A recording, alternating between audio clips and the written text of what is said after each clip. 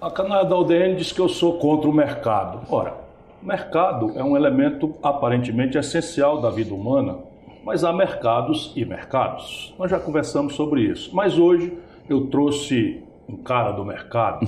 E esse é daquele mercado que eu olho assim de forma um pouco vesga, embora sem perder o respeito, que eu também não tenho mais idade para ser boboca, nem ficar olhando as coisas por superficialidade. Eu quero agradecer, na verdade, falando sério, é um puta economista, preparadíssimo, é uma figura meio rara porque ele opera no mercado, é um dos economistas de corretoras, das mais importantes corretoras de valores do Brasil, sabe onde fazer render dinheiro, conhece onde as andorinhas dormem, mas nunca deixou de se preocupar. Por isso que me chamou a atenção com as coisas gerais do Brasil. Agora ele está causando polêmica com uma ideia na contramão aí de todo mundo, inclusive de mim, né, de que o PIB brasileiro parece que vai andar bem. Bom, vamos conversar sobre isso, mas eu quero agradecer a André Perfeito. Obrigado. A oportunidade de conversar. Eu quero primeiro saber, você vai passar o carnaval onde? Olha, por mim eu passava em São Paulo, que tá bom o carnaval aqui, né? O que você faz de bom no carnaval em São Paulo? Bloco. O túmulo do samba? Mas São Vinícius estava mal-humorado aquele dia. Eu dou um desconto pro poetinha nessa frase infeliz dele. Mas aqui tem muita coisa mesmo. André, o que está acontecendo com o Brasil, na sua opinião? Onde é que está pegando? Bem, para tentar essa projeção média de PIB, né, eu estou com um PIB bastante generoso, né, 3% para esse ano. Né? 3% em 2020. 3,05%, mas lembrando que o economista faz com projeção com 2K depois da vírgula por ter senso de humor, né? Porque a gente sabe muito bem que não é muito difícil chegar nisso. Mas antes de chegar nessa discussão mesmo, eu vinculo muito a crise que a gente passou, as agonias políticas que a gente passou, obviamente com corte econômico, né? Eu como economista sou obrigado a pensar nesses termos. E eu vinculo isso muito ao amadurecimento do plano real, né? Eu acho que a gente criou uma história que veio se traduzindo de forma lenta, gradual e segura, em alguma medida, numa queda da taxa de juros. E essa queda da taxa de juros, desde que o Armínio Fraga estabeleceu, né, o sistema de metas propriamente, saiu de 45% e veio caindo. Né? A questão é que é o seguinte, na medida que a taxa de juros cai, isso implica dizer que as outras taxas de rentabilidade da economia também têm que cair. Eu acho que a gente chegou em alguns experimentos ali, em alguns, né, testes ali que foram muito difíceis, né? Mas a gente está amadurecendo essa ideia, essa taxa de juros, por assim dizer, está se espraiando na economia, as taxas de rentabilidade caíram. Chegou num ponto onde ficou muito agudo isso, e a presidente Dilma, a ex-presidente Dilma, foi lá e apertou de vez o negócio, né? Tipo, ela foi, através de uma mentalidade, na minha opinião, bastante empreguista, assim, tentando de forma dura, tentar fazer a máquina continuar, acabou gerando isso. Bem, então, se eu tiver certo a respeito disso, na hora que a taxa de juros cai, aumenta o investimento em condições normais, temperatura e pressão. Se aumenta o investimento, aumenta o crescimento. Se aumenta o crescimento, o desemprego cai, o salário sobe. Na hora que o salário subiu, cria uma nova classe média, foi a década do consumo, do varejo, etc. e tal. Mas, simultaneamente, quer dizer que quando o custo do salário sobe para construir essa nova classe média, aumenta o custo do salário, obviamente. Isso daí faz que as margens de lucro caiam. Então, esse processo de amadurecimento, ela foi se perdendo vigor, ou perdendo força. E a gente chegou num momento onde a discussão econômica que a gente está é o seguinte: a renda do trabalho vai ter que ser alterada por outro tipo de renda, no sentido de dar algum dinamismo na economia. Agora a gente vai pegar o Paulo Guedes, só rapidamente para colocar esse raciocínio. O Paulo Guedes é um homem liberal. E o que eu gosto do Paulo Guedes é que assim, ele é absolutamente coerente com o que ele faz. Né? Você pode criticar ele de qualquer lugar, né? Pode falar que não faz sentido, etc. Mas que ele é coerente. E ele tem um charme também, que pega na Faria Lima, às vezes, que é um negócio impressionante. Uma vez ele estava falando, e eu sou louco para falar com o Paulo Guedes, porque quando eu abri o Voto em Ti, né, me vincularam a você, etc e tal, mas eu até falei com o pessoal do Novo, fui procurar, não tem essa assim não, é que eu acho que naquele momento era muito apropriado e faz sentido, mas o Paulo Guedes, sendo um homem liberal, isso é importante, ele não tenta deslocar a curva de oferta, de demanda, ele quer deslocar a curva de oferta. E ele está trabalhando nesse sentido, e eu acho que pode ter algum êxito, que é um pouco para falar. Para. Vamos botar o nosso telespectador aqui na jogada.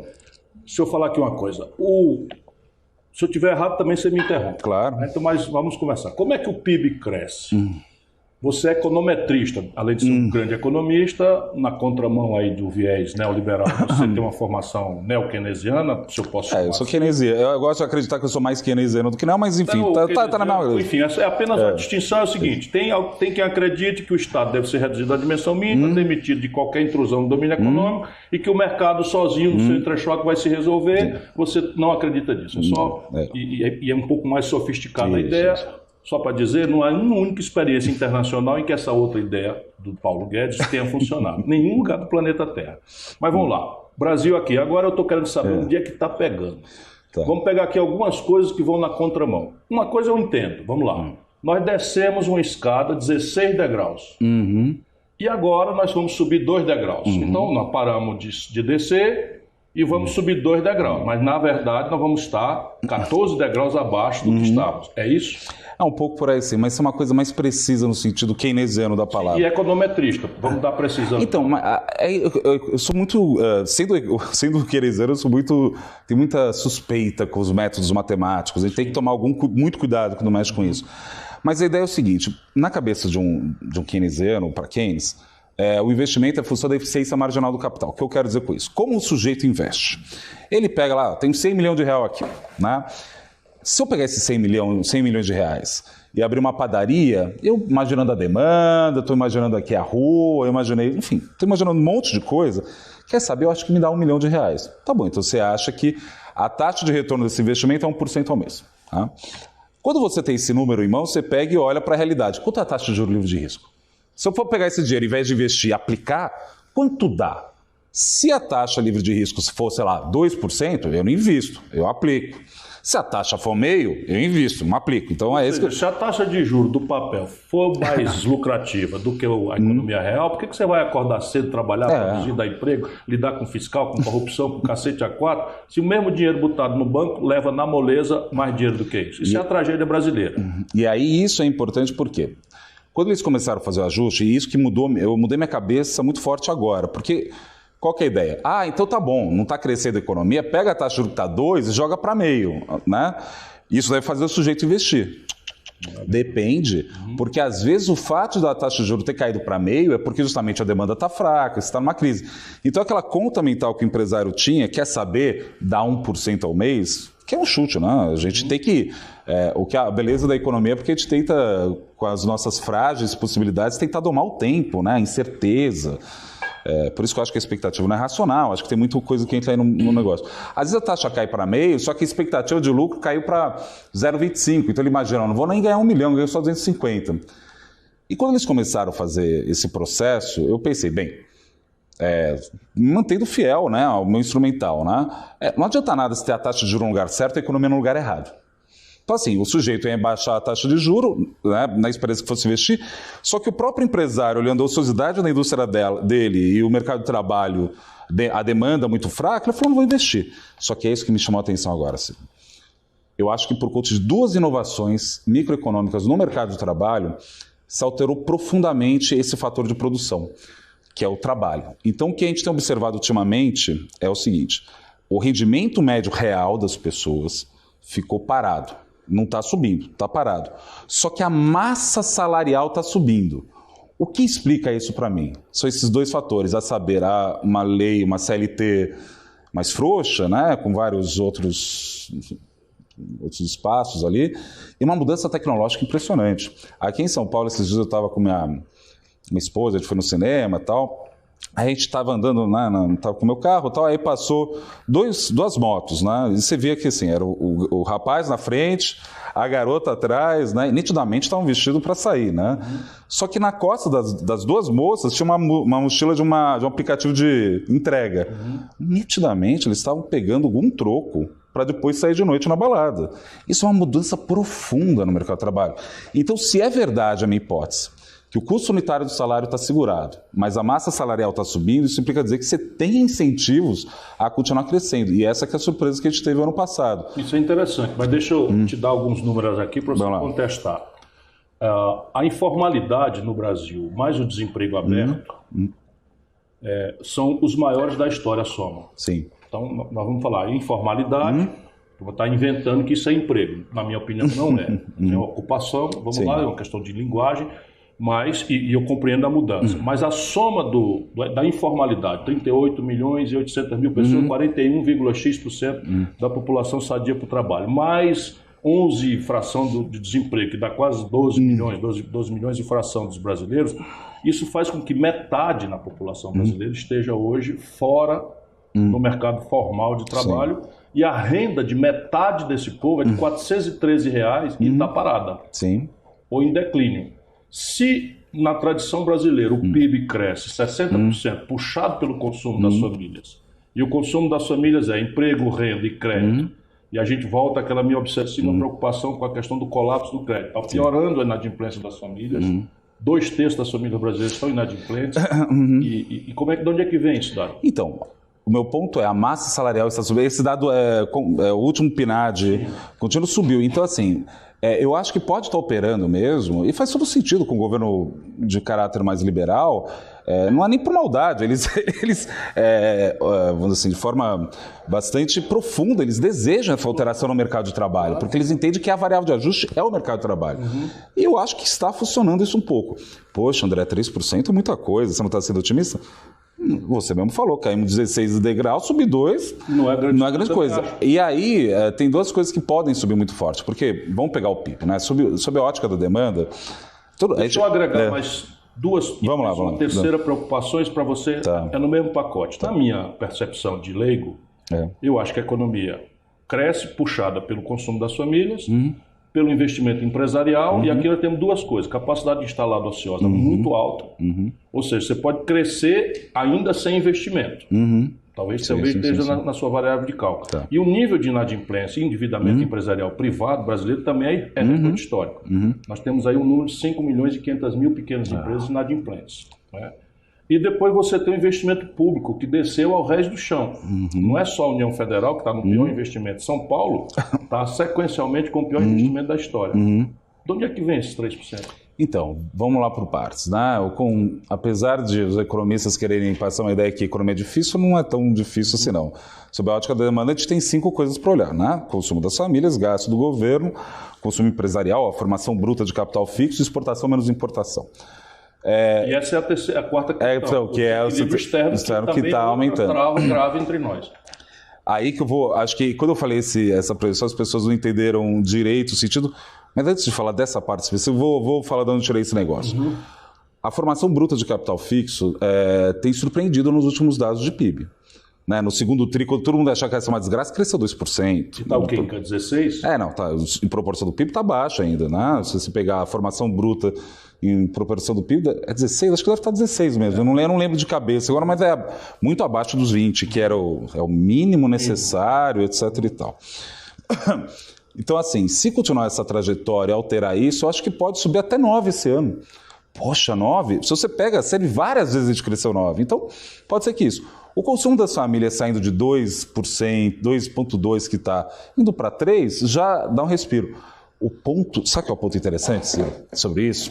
Que isso trabalho numa corretora de mercado, né? Corretora de valores. E eu tenho observado fortemente um fluxo de novos clientes gigante. Por uma questão, por óbvio, né? A taxa de juros caiu a 4%.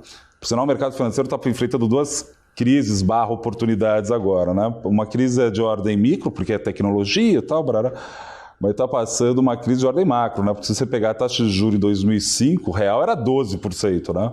Quando você tem uma taxa de juros real de 12%, todo mundo é gênio na Faria Lima. Né? É bico ganhar dinheiro. Né? Agora não, tem que mostrar serviço. Então até a corretora que trabalho, sou sócio, a gente tem um esforço muito grande na área de análise, porque a gente tem que trabalhar agora, né? Que é uma coisa que não tinha, né? Eu acho que muito dessa postura até às vezes muito combativa, porque realmente a indústria financeira não diminuía a simetria de informação, ela aumentava a simetria. Agora não, está tendo que correr, ver lá no detalhe, então é um momento diferente. Então, o que eu quero dizer é o seguinte, muita gente está indo para o mercado financeiro. E o volume de dinheiro que entrou, da poupança de todo mundo que está aqui nessa sala, de você aí em casa, né, entrando, é gigantesco. E essa é a minha preocupação. Né? A gente vai crescer... Mas ele está se deslocando da especulação em papel, do governo para o quê? a fundo de investimento imobiliário, ação também, está indo, está procurando, está querendo assuntar. Esse dinheiro está indo por aí, vai assuntar. Sim. Só que o meu receio... Mas desconto de duplicata na ponta para o comerciante, não acontece nada. Então, mas é que tá. Esse ajuste que a gente está vivendo, o que o Paulo Guedes quer? E nesse sentido, é impressionante mesmo o Paulo Guedes, porque o Paulo Guedes... Não, ele está fazendo coisa que o PT tem parar de fazer há 20 anos, nesse aspecto. E nesse sentido, às vezes, é engraçado às vezes como as pessoas reagem. O Paulo Guedes olha na cara do empresário e fala, eu vou te pegar, tipo, eu vou te pegar, entendeu? E as pessoas ficaram, e entraram nisso, porque isso daí para mim é importante. Se eu faço o que ele está fazendo... Nossa, mas assim, o que é interessante desse jogo é que está entrando muito dinheiro. E aí eu tenho uma preocupação, porque o comentário total meu dos 3% é o seguinte, ou crescemos 3% ou não cresceremos nada. Porque, assim, lembra lá atrás, quando você teve a greve dos caminhoneiros? Muita gente falou, a culpa é da Dilma que baixou a taxa de juros e fez o caminhoneiro comprar caminhão sem precisar. Bem, as pessoas compram o que querem, né? Ninguém mete a arma na cabeça de ninguém. Só que agora a economia toda, todo mundo entrou no mercado de capitais. Foi aquele dinheirão. Uhum. Se a economia não cresce para justificar esse nível... Eu acho que a Bolsa de Valores no Brasil está na iminência de um crack. Ou pelo menos arriscado. Então, mas eu tô muito atento, porque qual que é a ideia? Faz sentido a Bolsa subir? Faz, porque o juro caiu, então o fluxo descontado, a valor presente... Estavam muito baixos e tal, vai, esperando... dá para crescer. Só que é o seguinte, todo mundo foi pro risco, né? Uhum. Agora, se não entregar e não crescer, rapaz... Vai ser um colando atrás do outro. Até o ano passado eu escrevi um relatório chamado Política Monetária no Gelo Fino, sobre gelo fino. Que a ideia é essa, né? A gente jogou a taxa de juro para um nível que no primeiro momento todo mundo ganha dinheiro, né? Porque, só para explicar para o telespectador, uma taxa de juro funciona da seguinte forma. Imagina que eu viro para você e falo, daqui a um ano eu dou R$100. Quanto você me dá hoje? Poxa, André, sei lá, você está aqui, está indo bem, eu te dou R$90. Tá bom, daqui a um ano você ganha 100, então 10 sobre 90 dá 11%. Vamos supor que eu vire para você daqui a uma semana e pergunte, daqui a um ano eu te dou R$100, quanto você me dá agora? Aí você fala, pô, essa China tá uma bagunça, sei lá o que vai acontecer, quer saber, te dou só 80. Tá bom, então daqui a um ano você ganha 100, então fica 20 sobre 80. Então repara o seguinte, que dá 25%, né? No primeiro caso, a taxa de juros era 11%, o preço do título era 90%. Quando vai para 25%, ou seja, a taxa de juros sobe, quer dizer que o preço do título cai. Então, o preço do título tem uma relação inversa com a taxa de juros. Se a taxa de juros está caindo, quer dizer que o preço está subindo. O pessoal estava ganhando dinheiro ano passado, com uma NTNB 2024, 80% em 12 meses. Isso que é engraçado, né? O pessoal começa a achar gênio e começa a ficar entrando num risco. Não, vai. Eu conheço, pessoal. É assim que funciona. E eu tenho preocupação com os nossos clientes, meu trabalho lá e da minha equipe. Eu tenho todo falar, faz sentido, né? Deixa eu pegar esse bicho aqui, está quente ainda, não está? Então é esse jogo. E o prazo da dívida? Isso é muito interessante. Porque assim, está caindo os juros, né? Se é verdade que está caindo os juros, isso implica dizer que as pessoas confiam. Mas ela está estreitando. Então, mas isso que é interessante, porque se as pessoas confiam, em tese a dívida tem que ficar mais pré-fixada e não tão pós-fixada. Explicando aqui, quando você está pré-fixado, você falou, olha, eu acho que a taxa de juros vai cair, né? Então deixa eu pegar essa taxa já boa aqui agora, porque você acha que vai ficar baixa, então você fica pré-fixado. Não está ficando tão pré-fixado na proporção total. Se a coisa está indo bem, por isso que o juro está caindo, em tese, o prazo médio da dívida já tinha que subir, posso te emprestar durante mais tempo. Não está acontecendo nada disso. Nem uma coisa nem outra. Nem as duas coisas. Então isso é um sintoma estranho. Eu só tomo algum cuidado, porque de avaliar isso, mas não, é isso, né? Porque desde 2008, né, vamos dizer assim, o mundo rasgou todos os... Mandou as favas dos bons modos monetaristas. Sem nenhuma dúvida. O pessoal Você falou... ouviu Larry Summers, ex-secretário do Tesouro Americano, dizer que o tempo do juro morreu e que agora é hora do fiscal, então, para quem o conhece... E eu fiz um negócio muito interessante, uns 2 anos atrás, eu fiz a resenha do livro do André Lara Rezende, Juro, Moeda e Ortodoxia, para a revista 451, né? E eu fiquei fascinado, assim, um economista... acima de qualquer suspeita, um ortodoxo não, um liberal, radical, questionando a teoria quantitativa da moeda. Isso daí, assim, se você não incorpora... Eu no André e nesse outro André também, essa capacidade de pensar fora da caixa. Isso é impressionante, mas é para ver a discussão. Então, eu não sei se, de repente, isso é um fenômeno desse esvaziamento mais global. Eu não sei. Agora, o que eu sei é que tá estranho. Agora, câmbio. Eu tô com câmbio no final do ano, mas em torno de 4,30. Por que 4,30? Por que 4,30? Hã? Não tem uma dúvida. Se eu fosse do ramo, era aí. Aliás, esse 4,20 está anunciado por meus clientes há muito tempo. Mas é que tá, mas eu não sei a taxa, mas eu sabia que o câmbio ia se desvalorizar. Então, mas o câmbio não é assim. E não está fazendo mais porque o governo está torrando reserva ainda. Mas eles pararam, né? Eles não estão agora mais fazendo isso. Eles fizeram isso o ano passado. Até já ajudou na dívida líquida, depois, agora, na bruta. 28 que descabou para 30, eles torraram os 200. Foi mais um pouco sim. Mas assim, aquele negócio que eles estavam fazendo, isso daí estava deixando com frio na espinha. Frio na espinha. Das reservas são torradas. Então, isso daí tem que dar um cuidado. Mas câmbio... Primeiro tem uma frase que eu acho maravilhosa do Delfim Neto, né? Que Deus inventou o câmbio para deixar os economistas humildes, porque a gente só erra essa porcaria. Mas eu conheço a outra. Qual? Diz que juro adoece, mas câmbio mata. Mata, Tem um negócio disso que essa dimensão é importante. Bem, só uma nota de rodapé. Esses 3% que eu falei, não necessariamente eu estou dizendo que é sustentável ao longo do tempo. É uma ideia muito em cima de uma alteração do mercado de trabalho que vale a pena pensar. Eu acho que até para os liberais, assim, alguém do mercado pode me olhar e falar, mas assim, esse jogo, o que alterou? É isso que tem que pensar. Mas câmbio, voltando à projeção, é fluxo, né? E tem que ser 3 motivos que governam esse fluxo. O primeiro é carry trade, né? Diferencial de taxa de juros.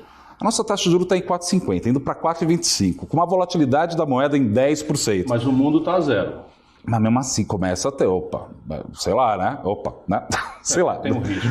Tem algum risco, né? Começa, não quero dizer que o Brasil está mais arriscado não, mas começa a ficar muito baixo para algum tipo de cliente. Tá bom, esse é o primeiro ponto. Carry trade é assim, você toma dinheiro emprestado a 1% lá fora e aplica no governo brasileiro a 6%, paga com o seu dinheiro a diferença. Só que a pegadinha do carry trade é a variação da taxa de câmbio. De repente você toma uma na cara, que você pode ter ganhado 4, né? Você pediu emprestado, estava a 3,75, daí, de repente... o Bolsonaro foi eleito, e de repente, um ano depois, está 4,20. Tomou na cara quem errou. Exatamente. E o governo pagou com tal de swap cambial. Depois a gente conversa.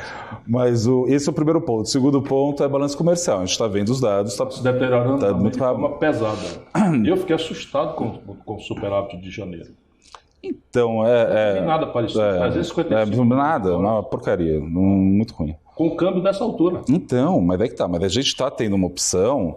eu acho que tem problemas externos e nossos. Os externos a Argentina entrou numa situação muito difícil. A China não sairá tão cedo. Não vai sair tão cedo. China também não. China também não está numa situação ruim. E o Brasil está fazendo uma opção... que, de novo, foi uma opção, né? As pessoas votaram no Bolsonaro. É que assim, eu não acho que o Bolsonaro ganhou, eu acho que o Haddad perdeu. É uma leitura mais ou menos que eu tenho. Sem nenhuma dúvida. Então eu acho que é um pouco por aí, né? Sem nenhuma dúvida. Mas a opção implícita no projeto do Paulo Guedes, e ele fala isso claramente. Eu não estou querendo faltar respeito com o Paulo Guedes, de jeito nenhum. Ele falou, ele tem que abrir isso daqui. Então, assim, a indústria vai continuar. Para o espaço. Pode ir para o espaço. Pode não, está indo. Né? Já está perdendo 2 mil. Bolsonaro, números oficiais: 2.235 indústrias fecharam em São Paulo. Olha só. Então, isso daí está o setor externo. 1.000 empregos por dia. Não, por mês. 1.000 empregos por mês. Então, a gente está numa situação onde você tem esse setor externo que não vai ajudar. Então, também não entra fluxo por ali. E, por fim, investimento, né? Eu olho muito investimento na Bolsa. E todo mundo fala, não, o estrangeiro vai entrar e vai comprar. O leilão do pré-sal um sinal, né? Foi um sinal, claro. Mas assim, o estrangeiro não está entrando aqui, não é exatamente porque o Brasil está... Não está entrando, está saindo em massa. Exatamente. No caso de Bolsa, sim, né? Muito forte, né? Você pega investimento direto do país, até tem né, nas contas de transações correntes, você tem um resultado um pouco melhor. Mas aí desculpe, mas não é nem porque o Brasil está ruim, é porque lá fora está tão bom quanto, porque o juro está zerado, eles estão injetando dinheiro em tudo que é buraco, assim, né? Então isso acaba tendo esse efeito. Então isso daí que faz achar que o câmbio é um pouco mais para cima, né?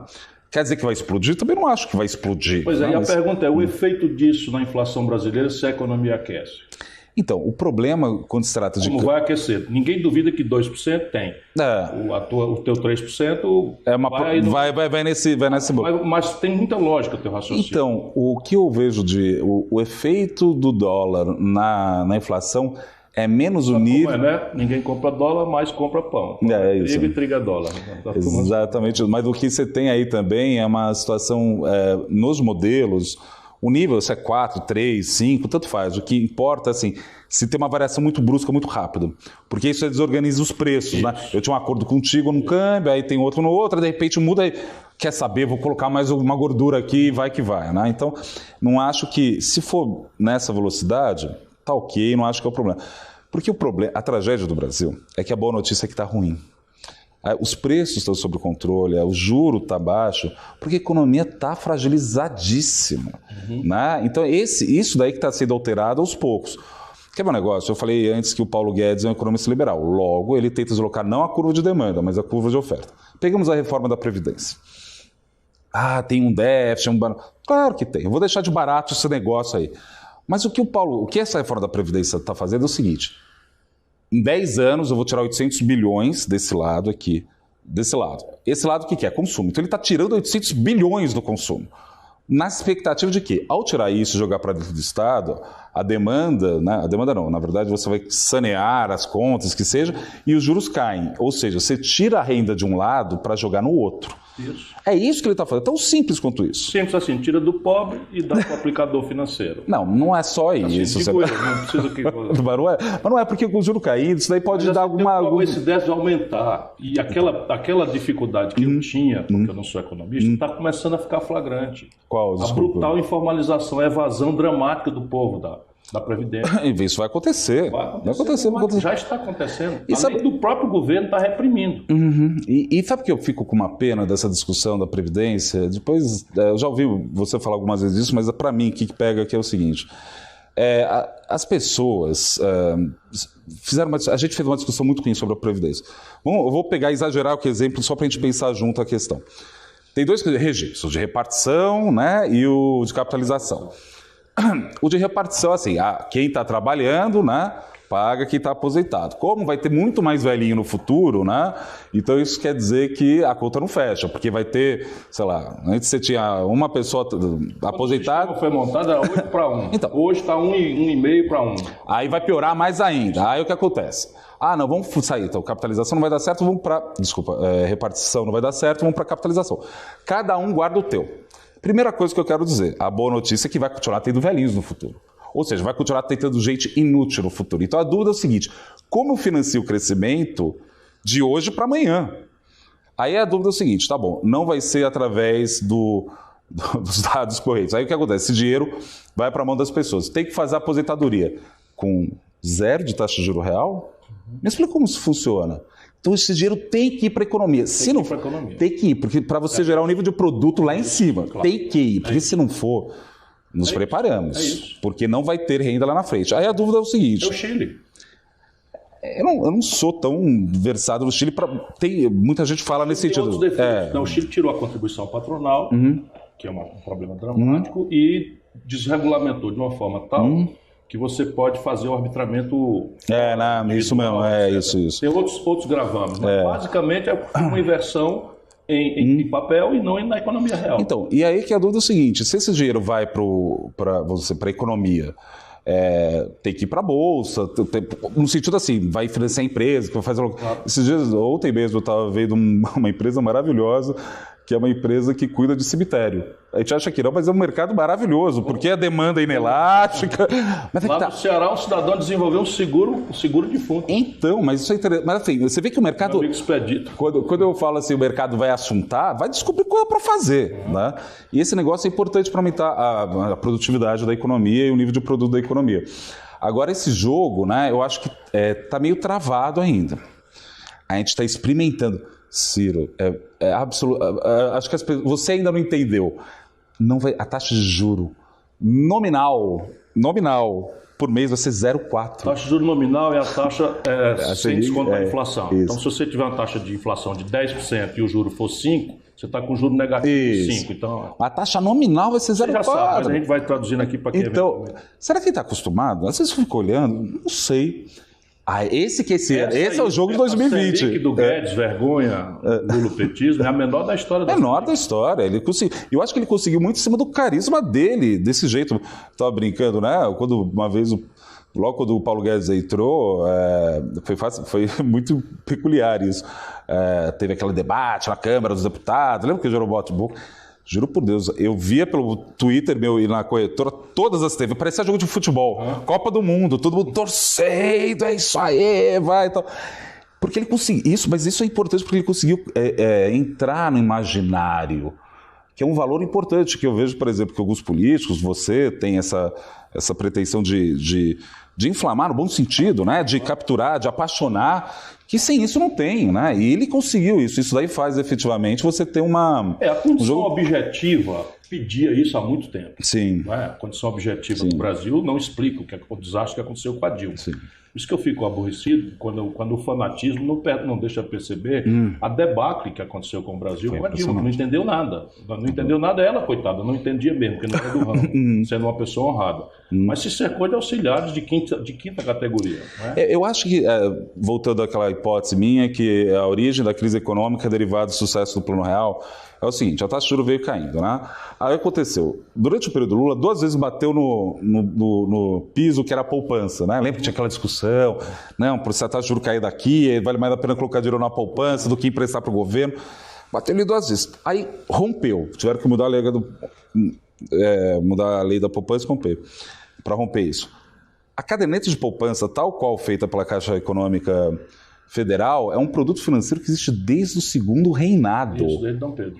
Então ele está falando o seguinte, o custo do dinheiro no Brasil, a rentabilidade mínima é 0,5% ao mês, desde o segundo império. E a Caixa Econômica da Corte que fez isso lá atrás, capital garantido pagando 0,5% ao mês pelo Tesouro Imperial, era a poupança dos escravos. Quer dizer assim, o resto do chão ganhava 0,5% ao mês. Então assim, aí tem uma estrutura monetária meio maluca. O que eu acho que a Dilma fez, que foi a questão mais, ela foi jogar a taxa de juros. Em agosto de 2011 ela começa a jogar a taxa de juros para baixo, vai para 7,25. Muita gente do mercado fala, tá vendo, ela errou. Mais ou menos, porque a taxa como todo caiu... Não é aí.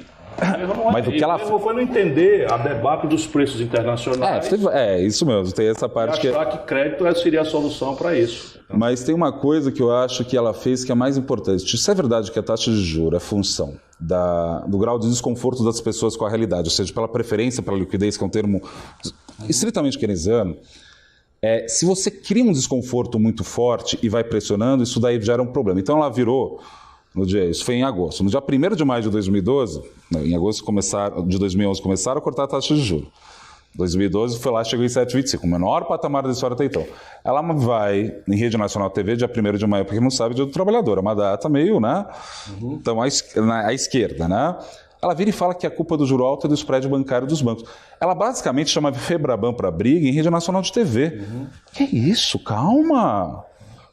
Vamos devagar. Assim, eu acho que eu sou um economista que entende que a economia é uma economia política sempre, porque eu não caio na ingenuidade de achar que os fatores são escassos. Então você tira de um, coloca no outro. Coisa a gente precisa respeitosamente discutir com o Murilo Portugal. Ele que está lá na Febraban ainda. E é um velho amigo com quem eu trabalhei, foi meu secretário do Tesouro Nacional quando eu fui ministro da Fazenda. Então, eu também acho que desrespeito não resolve nada. Mas o Brasil oligopolizou seu mercado financeiro. Sim, mas aí que está. Então, isso daí, de que há uma trava nisso, isso é fácil. Então, mas eu acho que a gente está, de novo... O problema não é conversar, não é? O problema aí é agir. Então, mas aí que está. Esse que é o jogo que tem que ser feito sempre. Porque o mercado financeiro hoje em dia no Brasil, né? A gente está vivendo uma situação onde está se multiplicando muito. A empresa que eu trabalho, eu tenho uma militância financista, porque eu acho que é impossível de fazer crescer esse país se não tiver uma indústria financeira sadia, no sentido de, o trabalho que a gente tem. Esse é um ponto importante que eu quero aproveitar para dizer, olha, ninguém pode ter raiva do sistema financeiro. O sistema financeiro, em qualquer lugar do mundo, é essencial à saúde da economia. É ali que se hospeda a poupança do conjunto da sociedade, é ali que estão as especulações melhores, vamos dizer, sadias, da projeção de futuro, de risco, de atenuar compreensões de oportunidades. O que nós temos que condenar, e aí eu condeno com veemência, você não precisa concordar comigo, é que o Brasil virou uma economia de rentismo, puro e simples. Se você olhar o Brasil dos anos 30 aos anos 80, nós crescemos 6,5% ao ano. A partir desta deformação institucionalizada, a partir do real, que eu ajudei a fazer, mas o Fernando Henrique corrompeu, nós temos um crescimento que está descendo de 2,2% ao ano. Então, ou seja, esta trava tem a ver com câmbio e juro. Então, na minha opinião. Não, acho que tem várias coisas que tem que... Sabe o que é o problema? Não, problema não. Fiscal, por exemplo, nós fizemos uma reforma patrimonial monstruosa. Fizemos. Né? Vendemos aí 150 bilhões de dólares do Fernando Henrique para cá. Cadê esse dinheiro? Nós fizemos uma reforma tributária monstruosa. Quer dizer, quando eu era ministro da Fazenda, no último dia do governo Itamar, a carga tributária era 27% do PIB. Fernando Henrique levantou para 32,5%. Foi impressionante. Cadê esse dinheiro? Assim, eu vou colocar da seguinte forma a questão. E o investimento sumiu nesse mesmo período. Eu vou colocar da seguinte forma a questão, e aqui eu vou me arriscar bastante ao falar isso. Eu vou colocar assim, eu sou um elitista, no seguinte sentido. Um país é bom não por conta da qualidade material, moral do seu povo, mas da sua elite. No sentido sociológico do termo, há um papel essencial. Então, mas aí que está. A impressão que eu tenho é que a elite do Brasil abandonou qualquer noção de projeto. O que, por exemplo, fez eu falar, não, vou votar no Ciro, por exemplo, né? É que você trazia assim, tem a questão do setor militar, tem a questão do setor de remédio, se organizava uma discussão, né? Cadê alguém organizando qualquer discussão? Não é nem uma discussão, nem nada muito mais sofisticado. Se traz algum assunto. Projeto, assim, vamos discutir, porque senão, quando você, no início da nossa conversa, definiu o keynesianismo como uma espécie de suspeita em relação dos mecanismos de livre mercado, é que realmente eu vejo que, assim, se você tem um único plano, é deixar tudo solto, isso não é plano nenhum. Não é plano. Nunca aconteceu na história da humanidade. Isso é que é o mais grave. Você pegar o Paulo Guedes, com quem eu tenho uma relação cordial há muitos anos, né? O Paulo Guedes parou de ler nos anos 80, virou um anel ganhador de dinheiro. Então, mas assim... Nada contra ganhar dinheiro. De quem ganha dinheiro só tem uma coisa, inveja. Mas em relação a essa questão do... Mas o Brasil navegar nesse mundo...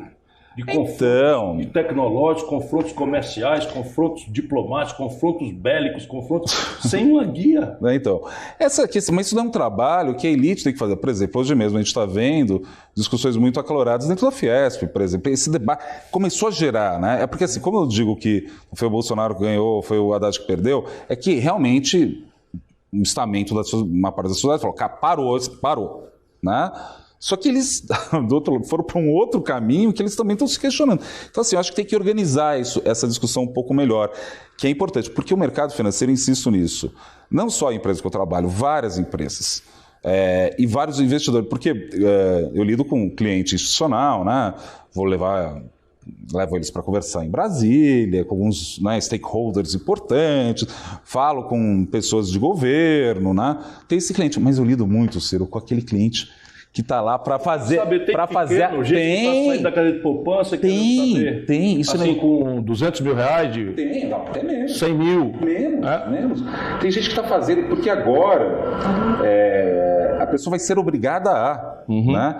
Então, assim, eu vejo o trabalho das nossas equipes comerciais no sentido de orientar de forma muito, muito consciente, porque... É pai de família que está querendo juntar dinheiro para pagar a educação do filho. É alguém que está querendo se aposentar ali, deu problema. É dinheiro pequeno. E assim, a gente faz isso todo dia. Então, assim, para além do baronato, eu sei que você está falando de um pessoal bem específico ali, né? Mas a indústria financeira... Porque, sabe o que é interessante que eu vejo também? Tem alguns... O mercado financeiro é cheio de meio metido a besta. Eu nem gosto, eu prefiro ficar no boteco do que ficar na Faria Lima ali, às vezes bebendo ali. Mas você vê assim, tipo, movimentos de pessoa em comunidade carente, querendo saber investimento. Sabe por que isso é importante? Porque quando você vira um investidor, Eu vou falar um negócio que talvez muita gente não vai concordar, mas você vira um cidadão mais consciente. Ah, mas sem dúvida.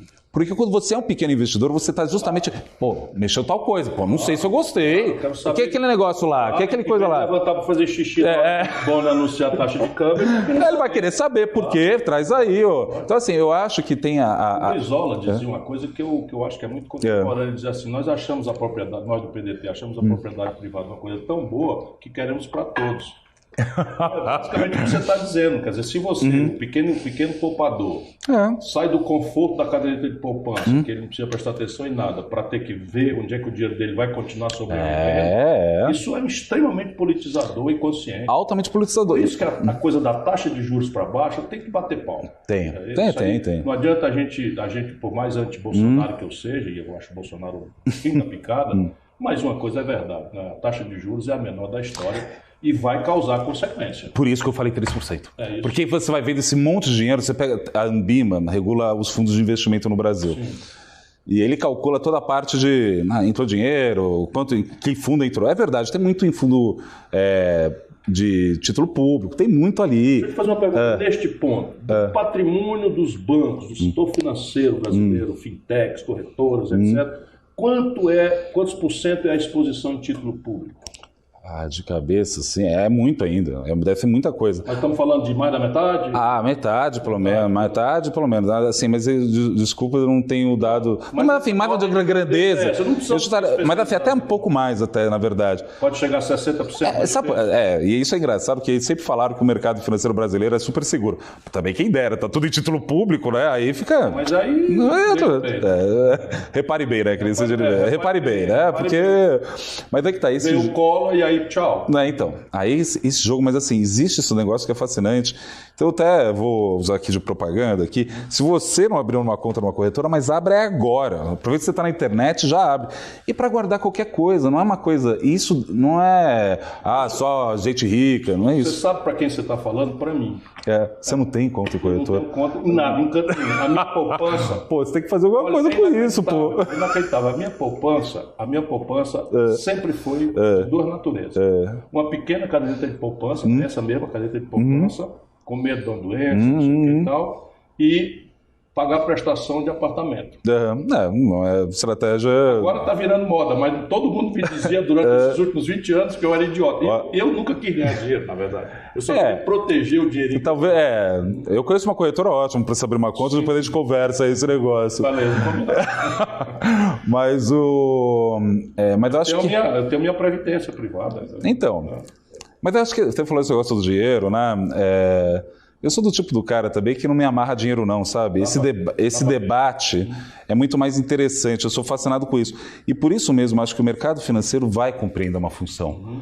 Você vê pessoas que durante a eleição era totalmente contra... Por que esse mercado é tão reacionário na política? 2 motivos, eu acho. Eu acho que o primeiro motivo é o seguinte, a gente vive num país absolutamente desigual. Dados desigual. Isso daí tem um papel crucial. Dados da Organização Internacional do Trabalho. Acho que tem 3 anos esses dados, depois eu posso passar com um detalhe para você. Eles pegaram a renda de vários países e dividiram por centil, né? Quanto ganha por decil? Quanto ganha os 10% mais pobres, 20%, e até chegar no 1%, né? De vários países. Aí a conversa é o seguinte, se você está no 1% mais rico na Argentina, e por acaso você cai para os 9% mais ricos, ou seja, você está na galera ali em cima, tua renda vira 40% do que era. 40% do que era, né? No Brasil, você está no 1% mais rico e você cai para os 9% mais rico, tua renda vira 13% do que era. Então, aqui no Brasil, você não cai de classe social, você despenca. Isso já gera uma situação de quase anomia social gigantesco, de não simpatia. Eu tenho essa tese. Então, assim, um negócio que... virou um problema de neurolinguística. Nem sequer a linguagem é a mesma mais. Então, tem um negócio... Explica por que o Paulo Guedes é assim, o povo pobre não poupa. Então... Pobre que gera problema no meio ambiente. É uma coisa que não é de maldade, é isso aí mesmo. Mas tem esse negócio que já faz as pessoas mais favorecidas... Tem um frio na espinha severo, né? Que é complicado. Isso de um lado, né? E de outro lado, particularmente do mercado financeiro, isso é uma coisa complicada. Complicada, mas faz parte, né? Os gestores, eles são muito conservadores, eles preferem errar junto com todo mundo que errar sozinho, porque eu estou administrando dinheiro terceiro, porque senão você fala, porra, André, você não O outro lá foi melhor, sabe? Então, assim, é de um conservadoria. Todo mundo fica um olhando para o outro ali. É até um jogo chato, na verdade. Conservador em matéria de administração de dinheiro, eu sou talvez pior do que qualquer outro. Eu tenho um dia de déficit na minha carreira. Então, para quem fica os amigos do André do setor financeiro, eu já fui ministro da Fazenda, governador do Ceará, prefeito de Fortaleza, não tenho um dia de déficit. Então, mas... Eu esterilizei a dívida mobiliária do Estado do Ceará com 20, 15 anos de antecedência do vencimento no meu período de governo. Ninguém é mais conservador em matéria de finanças do que eu. Mas olha só que interessante, quando você fez isso, você fez que o custo de emprestar para o Ceará fosse mais barato, não é? O Ceará hoje, há 30 anos, nós não falamos em atraso. Então, funcionário, nem coisa nenhuma. Então, assim, isso daí mostra que um dos caminhos para se jogar o juro para baixo, na minha opinião, diferentemente de um enfrentamento... Solidez fiscal. Isso, porque aí você tira a matéria-prima da discussão, que é a quantidade do público, assim... E aí tem um negócio muito simples, assim... Vou falar sobre isso, solidez fiscal. Eu não sou um especialista, mas a gente pode falar. Mas eu quero só a tua intuição. Então, de solidez, antes de terminar isso, porque antes de entrar nesse, vamos entrar nesse ponto, sim, mas assim, às vezes a discussão, quando fica muito, que nem eu citei o exemplo da Dilma, de ir pro confronto, assim, né? Isso gera essa aversão ao risco que gera o juro mais alto. Mas quando você vai tendo solidez fiscal, simplesmente não tem o produto pro cara comprar. Então ele vai ter que ir pro risco, olha só que coisa, né? Tipo, vai lá pro risco, é isso que é o jogo, né? Mas sobre a solidez fiscal, né? A gente está fazendo um ajuste, que é um ajuste, na minha opinião, que está fadado a ter limites, para não dizer fracasso, né? É esse que é o jogo, né? A gente está num negócio que está... Fiscal é o seguinte, quanto entra e quanto sai. Exatamente. Quanto entra e quanto sai está previsto no orçamento. O orçamento é uma lei, portanto não é a realidade do caixa. A lei prevê todas as receitas que vão entrar durante o ano e todas as despesas que vão entrar, inclusive giro de dívida, que você não está pagando nenhum centavo da dívida. Isso. Então está capitalizando o buraco do governo, etc. Pois bem, 50% do orçamento brasileiro é rolagem e serviço de dívida pública. 27% é serviço da Previdência Social.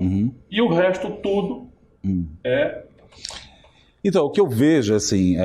A vida do povo. É isso, essas coisas. Segurança, investimento de estrada, porto, aeroporto, etc. Está tudo lá no restinho. Então, o que eu vejo, e o Paulo Guedes já está dando sinais disso, né? Eles vão ter que gerar receita. Eles vão ter que. Toque mais essa música, porque isso é uma obviedade.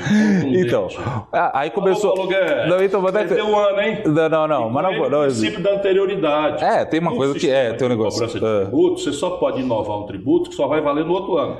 Jogaram fora o primeiro ano do governo e não tem como fechar déficit público no Brasil sem mudar a receita. Então, vai ter que fazer isso. Agora vamos atrás dela? Então, mas enfim, antes de ir atrás dela, assim, porque sou economista do mercado financeiro, apesar, obrigado pelos elogios, mas assim, meu métier é aquilo. Meu trabalho é saber se vai funcionar ou não. Sim. E eu tô achando que tem limites, isso que eles estão falando. Por que eu tô falando isso? Porque eles já falaram, vamos recriar a CPMF. Aí, Marco Sintra caiu. Né?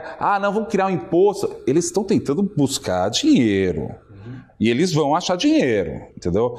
E isso daí é uma coisa que me preocupa nessa dinâmica mais de médio e longo prazo, né? Eu não sei a solução para isso exatamente. Eu acho que... Mas o conceito você já matou, que é a tua inteligência e a tua intuição.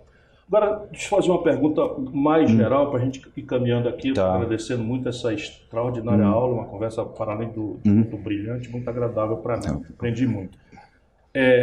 Existe desenvolvimento sem cadeias produtivas complexas? Ou seja, é possível um país especializar-se no mundo em produzir milho, soja, galinha, pato, ovelha, boi, minério de ferro e petróleo in natura, e isso pagar eletroeletrônica, nova farmácia, química fina, bem de capital, etc.? Muito provavelmente não, mas muito provavelmente eu estou brincando, porque na verdade não. Você tem que ter esse processo adensado. Mas é que nem um indivíduo, né? Você tem um padrão mental, as pessoas têm que ser mais sofisticadas. Você vira uma pessoa meio boba, né?